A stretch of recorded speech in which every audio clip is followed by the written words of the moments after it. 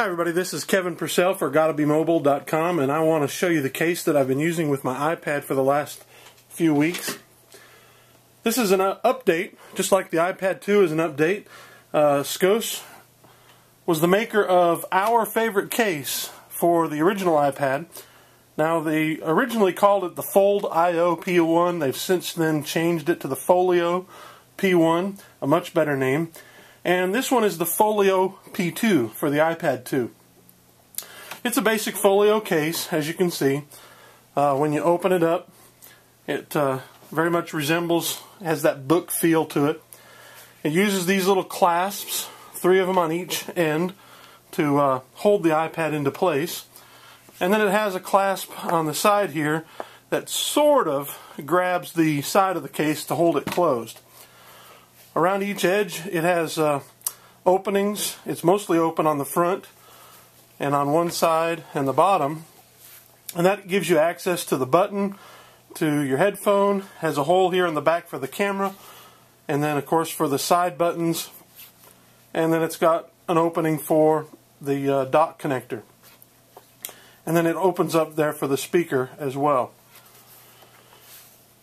Now, when we reviewed the original Folio P1 for the iPad 1, this was our favorite case. In fact, it won our #1 case of the year for 2010 over at notebooks.com.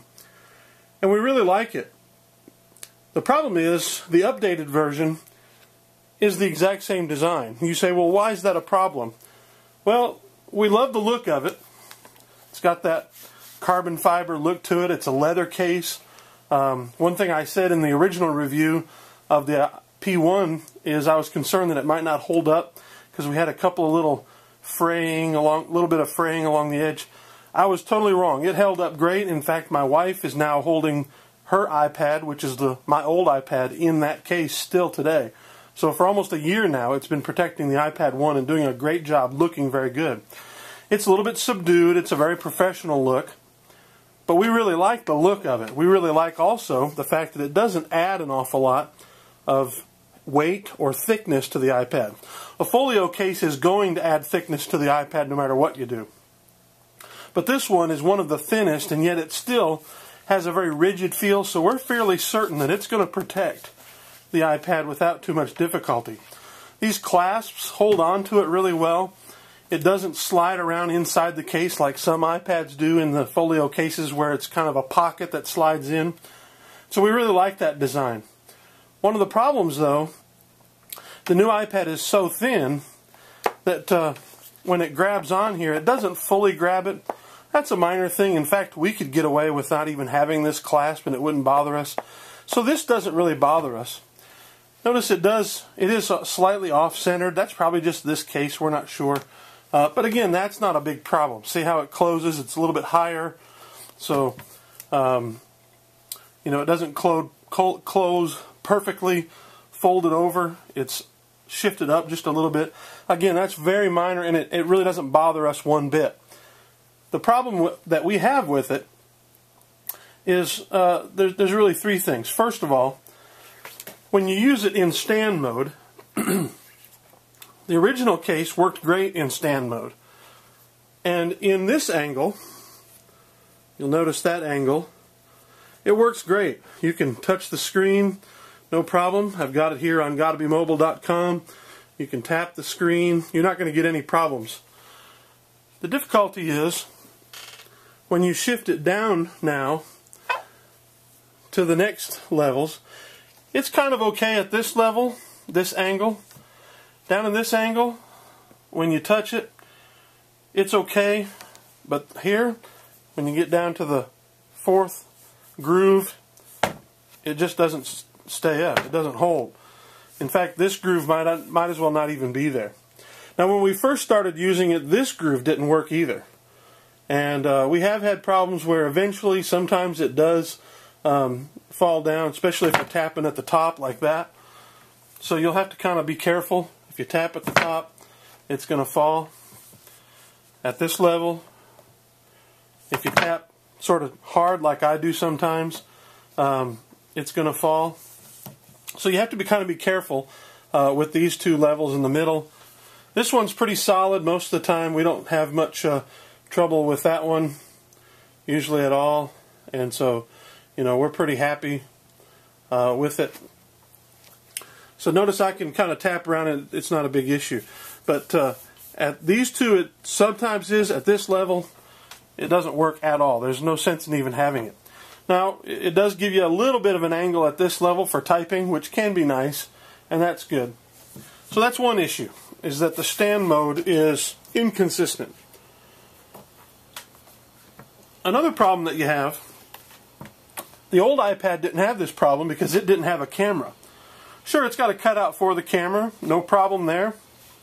The issue is, when you're trying to use the camera, you know, you kind of have to do one of these in order to pull up the camera. And I don't have anything to take a picture of. There's that little cloth. And so it sort of works like this, but that's a little bit awkward, and it's hard enough to get a good picture with the iPad. But if you hold it like this, look what happens. See? It covers over it. So maybe you could kind of go like that. What we wish is that these grooves would bend a little bit, so that you can hold it back. With the original, or with the Apple, so that they could bend it back so that you could hold it kind of like that. That doesn't work too well, unfortunately. And so a folio case is going to be a challenge. Any folio case is going to be a challenge if you want to use your iPad camera. You have to kind of find a way to hold it like this, you know, with the cover. And that makes it a little bit awkward, kind of bulky. That's going to, like I said, that's going to be an issue with any folio case. The third issue is also a problem that the Scosche case has only with the iPad 2. And that is, on the iPad 2, there's a magnet right here that allows the case, if it's designed properly, or if it's designed with this feature, to turn off your iPad. For example, we have the Apple Smart cover, and notice that it turns off the screen. You've seen this demo before. Now I guess you could use use it sorta with it, but notice it doesn't fold flat, and so this just doesn't work right. In our opinion, going forward, every single iPad that covers the front screen with a flap has to have this, or it's not going to last long on our iPad. Scosche, sorry, we love a lot of your products.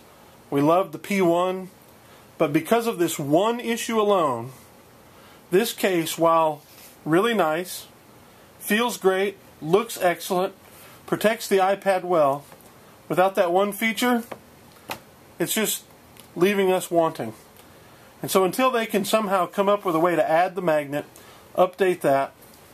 And so while we're really pleased with the Scosche Folio P1 for the iPad one, the Scosche Folio P2 is a little bit of a disappointment unless somehow they can come out with a P3 that has the magnet in it, and somehow find a way that even though the edges are curved, to get it to work in these angles.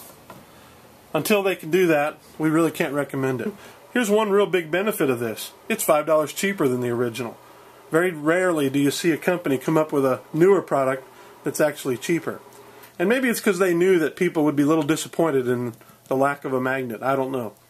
But that's the Scosche Folio P2 case. And this has been Kevin Purcell for GottaBeMobile.com.